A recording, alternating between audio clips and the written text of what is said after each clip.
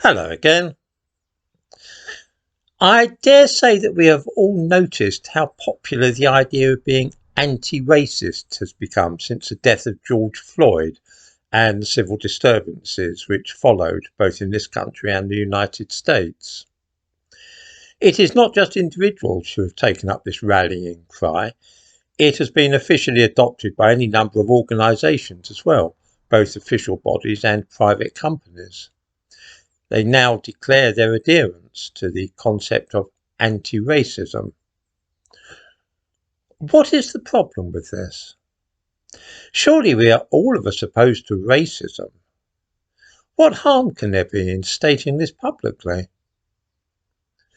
The problem is so glaringly obvious that it really should not be necessary for me to explain it. But since hardly anybody seems to be willing or able to point out the difficulty, I suppose that it falls to me to do so.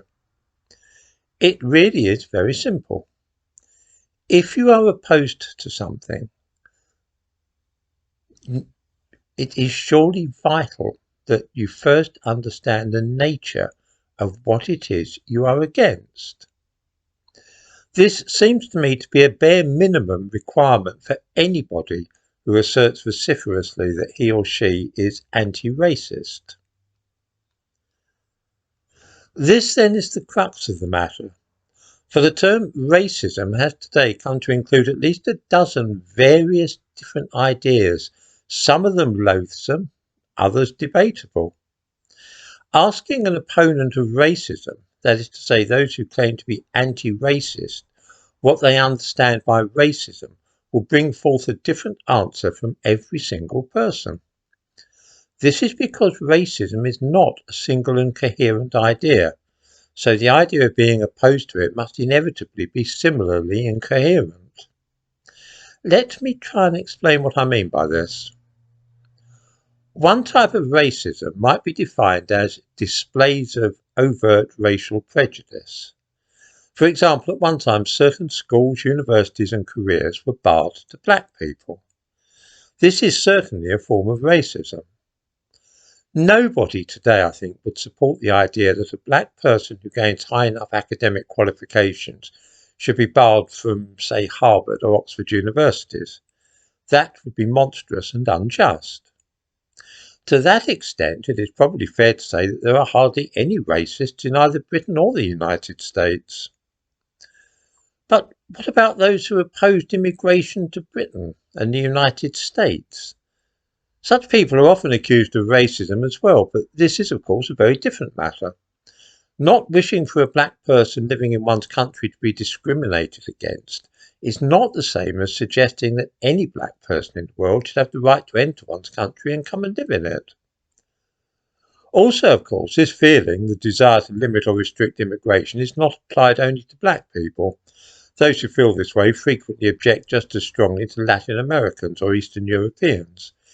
In other words, the basis of their feelings has no reference to race or ethnicity at all. To describe such people as racist is therefore foolish and irrational. Some of them might perhaps be xenophobes or nationalists, but that's quite another question. What has happened is that racism has become a convenient catch-all phrase which is used as shorthand for meaning wicked and undesirable. Calling somebody racist or claiming that one is anti-racist becomes under such circumstances quite meaningless. In an interview following the fuss about the man being sent to a women's prison recently, the Scottish leader Nicola Sturgeon said that those making the fuss about this were homophobic, misogynist and racist. What did she mean by racist in this context? I don't know, and I doubt whether she did either. It is just such a grand accusation to throw about when you disagree with somebody. Of course, racism can also include many other concepts, each of which might be debated and either supported or discarded. For some, racism is essentially about an imbalance of power in society, something very similar to the Marxist concept of class war. For those who support this idea, there is something inherently suspect about white people in themselves, for it is they who are supposed to hold the power in the Western world. For such people, racist and white are virtually interchangeable expressions. This is, of course, not at all what many white people mean when they say that they are anti-racist. What about those who believe that there may be genuine average differences between members of different ethnic groups?